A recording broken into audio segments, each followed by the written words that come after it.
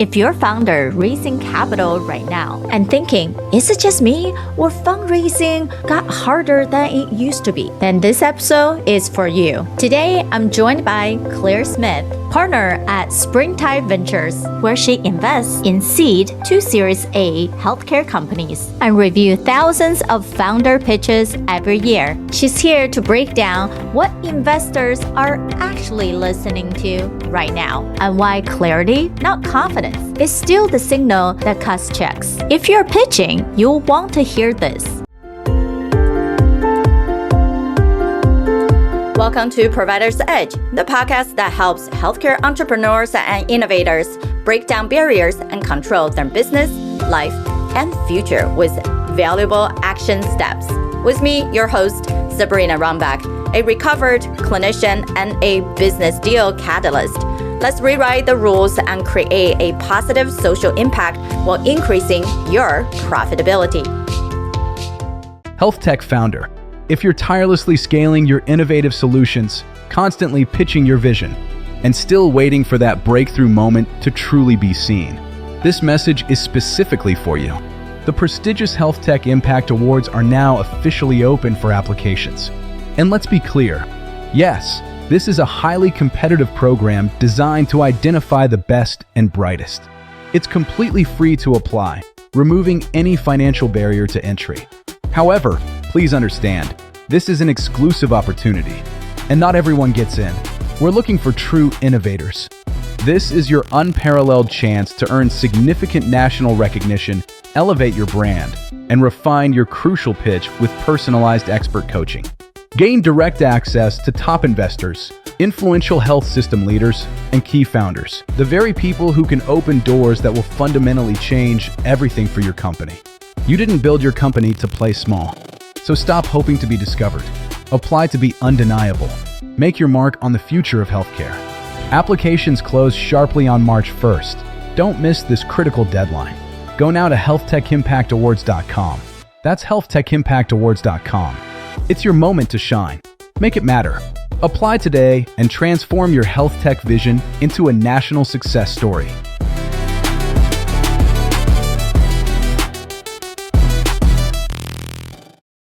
We often hear that funding has been getting harder and harder. Is that true, or is that actually just most people haven't got to how do you build trust?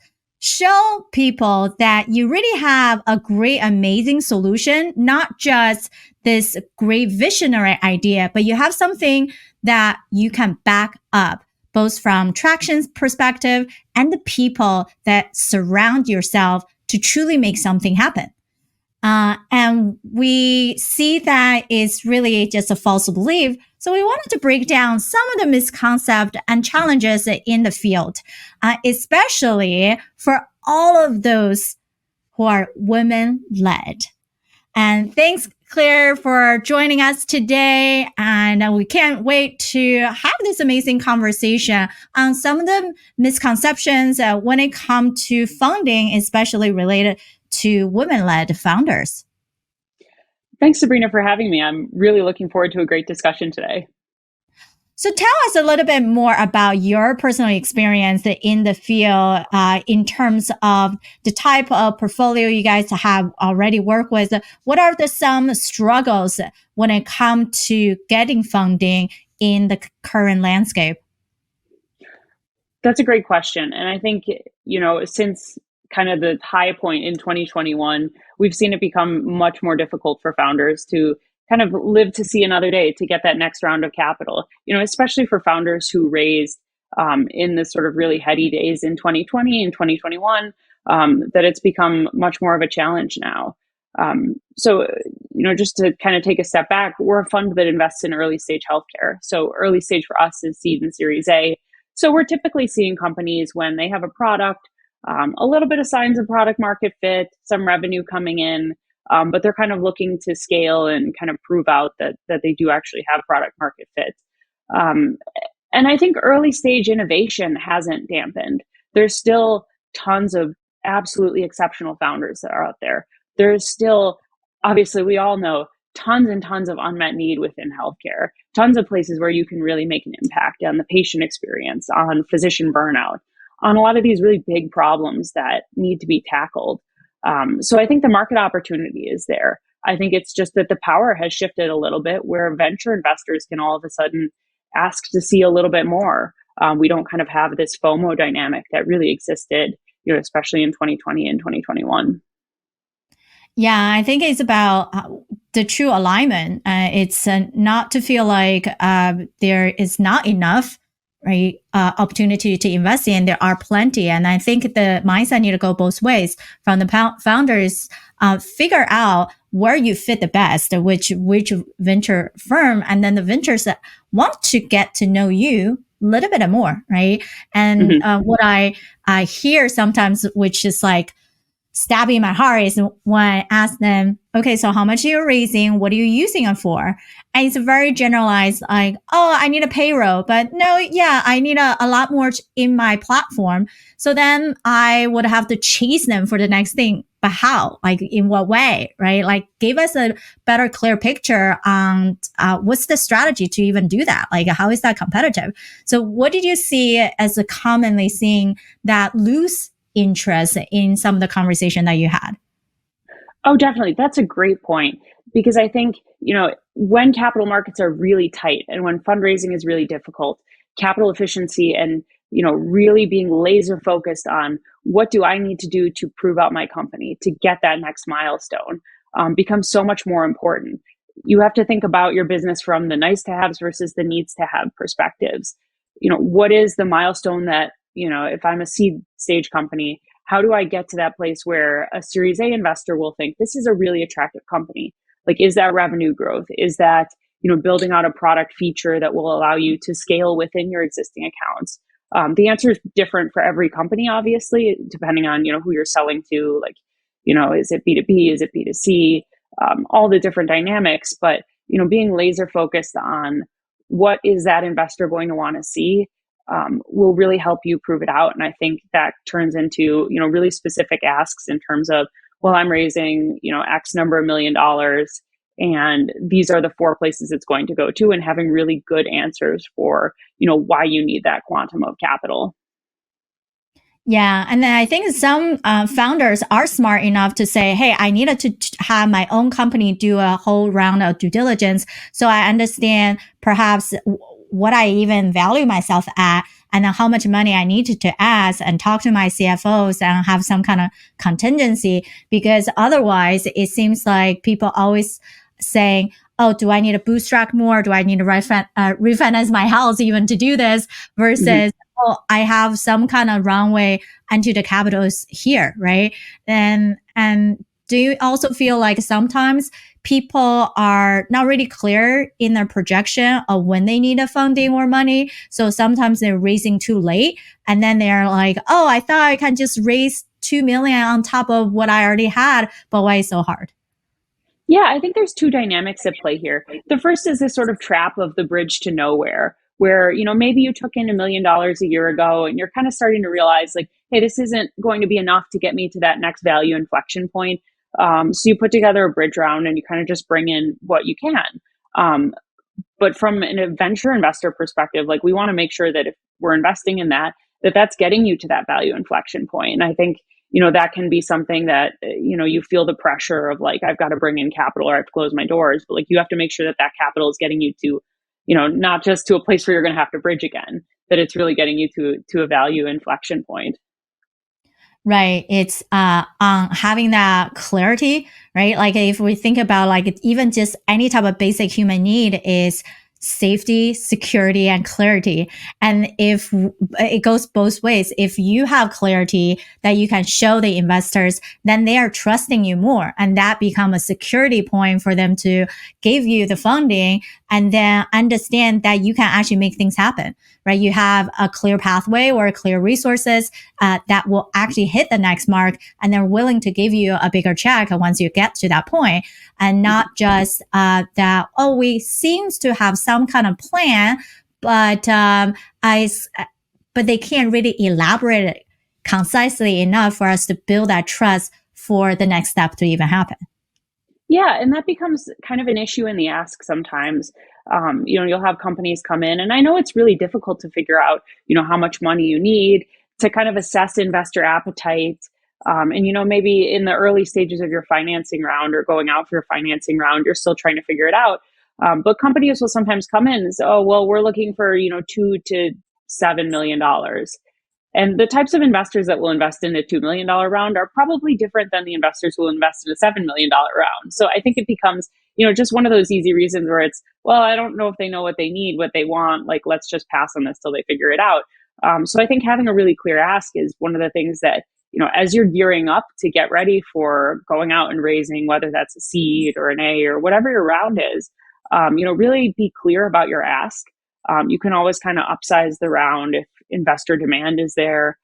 You can kind of adjust it as if you're getting feedback from the market that your ask is unrealistic. But having that ask allows investors to say, yes, this is in scope for us. This would be a springtide deal, or this would be, insert your fund name deal. And I think that's an important part of the readiness process for a financing round. Exactly. So when I look at the portfolio companies that has been successful for you guys to select, what are some of the key points besides being very clear on our ads that have helped them to stand out a bit more? Yeah, I mean, I think one of the weird realities of venture is that almost every pitch that comes in is something that you've probably heard before in some form or another, right? Like, technologies change and approaches change, but you've probably thought about the problem. Like, it's rare that someone comes in and pitches something where you're like, I've literally never heard of this before, or never thought about it. And not because we're smart or omnipotent or any positive adjective. It's just like, there's a pretty known set of challenges within healthcare. So standing out becomes, who is your team? Are you, sort of an absolute cheetah is what we talk about. We're looking for cheetah CEOs. We're looking for people who can, surmount all of the challenges that you'll face in an early stage business, because it's exceptionally difficult to be successful. And I think it takes a really special type of person to kind of break out and to kind of have that runaway success. So we're looking at team. I think, hand in hand with we've kind of understand the challenges here. Why is this approach going to be successful when others haven't been? I think there's a lot of, types of approaches to certain problems that have been tried before, but, what is your kind of unique angle, and why will you be successful? And I think those are the two things that really stand out for early stage businesses. Right. And people have to come in to say, like, it's not like you're unique. I think every time people talk about their product, they always immediately think they're unique. But then the rest of us is like, well, but I kind of saw two other versions of this last week, right? So what is that specific thing that you made it easier, simpler, more cost effective, right? And it doesn't have to be completely mind blowing, but it has to have some kind of pivot point for people to care about. Either you have proving point that people really care about to adapt these solutions, or you actually made a whole system, workflow, whatever is better and cheaper than your competitors. I think that's the part when we talk to a lot of founders is, what's the SWOT analysis? What's the market competitiveness? How much do you actually know that market to put yourself in that spot? And sometimes the people haven't quite get to that point. Or when we ask the question, it seems like they will be, oh, that's on my pitch deck. Well, it shouldn't be just on your pitch deck. You should be able to tell me right away. Completely. And I think, one of the things that's true across the board is it's really easy to have a bad healthcare experience in this country. And it's really easy for a smart, motivated person to take that experience and say, oh, well, I can fix this. Here is the product that I would design to fix this. And to kind of approach it from, yeah, I'm smart and motivated and I know technology, so I can go ahead and build this product. But I think the truly great founders are the people who kind of, ask those next level questions where it's like, well, why is this like this? Like, what is the root cause of this problem? And when you kind of dig deep and dig deep and dig deep and have that really strong understanding of the various dynamics in the healthcare system, the million different stakeholders that participate in every step of it, then I think you can get to a really interesting place and solve some interesting problems. So I think those founders that bring that knowledge to the table, that sort of, earned experience, whether that's because they've, spent their whole career in healthcare, or whether that's because they were exceptionally motivated and, really sought to understand the challenge. I think that can be differentiating, because to your point, I'm just thinking, reflecting about health, which is, 2 or 3 weeks ago at this point, and you could walk the show floor and see multiple companies that are tackling the same problem. But there are companies that will be successful, and there are companies that are going to kind of fall by the wayside in those places. And I think understanding the market, understanding the incentives that are at play, like who is your customer, why are they paying for this, and how will the product directly benefit them? And if you can align those incentives, I think that gives you a leg up on the various competitors within the space. Yeah, so true. It's that you don't want to just walk down a showroom and then you sound like just someone else, right? Giving the same kind of passion story, but nothing that can be, hey, pinpoint, tangible, that make me want to capture, want to be excited to learn more, right? And when it come to you guys, I know every venture have their own little niche, and even the agnostic ones have some subset of interest. What are some of the interests you guys currently have? Right. So we're healthcare specific, but I think we take a pretty broad aperture on health. I think especially versus other funds in the space. So we say that we'll invest in anything that aligns with our mission of elevating health. Functionally, there are two big buckets of things that we do within that, and one sort of smaller one. The first is traditional health tech investing. So this is basically everything that you would see at a health. So digital health, care delivery, healthcare IT types of businesses. The next is deep tech within life sciences and healthcare, which can take a lot of different flavors as well. So these are tech bio companies, AI for drug discovery, life sciences tools, devices and diagnostics, kind of anything that has a deep technical co-founder that has the ability to protect via patent and can kind of build a moat that way. And those are things that are really interesting to us as well. And we'll also opportunistically invest in things that are aligned with our mission of elevating health, but maybe aren't, you wouldn't look at it and say, like, that's definitely healthcare. So we have a company that makes safer smartphones for kids. At its core, it's a consumer cell phone business. But smartphones, the advent of social media, we know those have so many different behavioral health impacts. And there's really interesting things that you can do there in terms of helping, pediatric and adolescent behavioral health. So I think we take a pretty broad view on, what is it that we're trying to do in terms of, elevating the health of everyone around us. Yeah, and this show specifically, we also look into a little bit of close microscope on women-led funding, and then we know it as the small bracket of what's available out there. The counterpoint always be, well, we don't have that many women-led companies, but the trend is continue to rise. So what would you recommend for women-led founders that when it comes to scaling their business and getting funding along the way? Right. And it's one of the things that I think, I hope to see in the course of my career, where we start to see a narrowing of the gap between the amount of funding that goes to men-led businesses versus the amount of funding that goes to women-led businesses. And I think there's tons of research about biases and the way that people ask questions of women founders and all these types of things that, I'm not an expert at, but are super interesting to read. And, I think every investor should at least take a look at and reflect a little bit on, well, how am I asking questions to women founders versus male founders? Is there a difference? Like, just being aware of that is first and foremost, I think, something that everyone in the venture industry can do. But I think for women founders, I would encourage them to use their networks. I think that's been something that I've learned over the course of my career. And it sounds like a pretty simple thing, but we generally want to help each other out, people to people, woman to woman. And I think women tend to be a little bit less proactive in terms of asking for that help. We don't want to be seen as weak. But there's tons of people, whether they're on the investor side, whether that's other founders, whether that's people in corporate environments who want to be helpful, who want to help people succeed.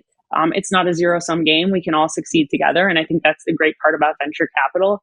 Even other funds, like, we're not competitors. Like, we can all be successful and invest in great companies and hopefully bring innovation to the market. And I think, picking your head up and saying, someone's done this before, like, let me ask about this, That's just, I think, good advice for every founder. And I think women should be more proactive about it.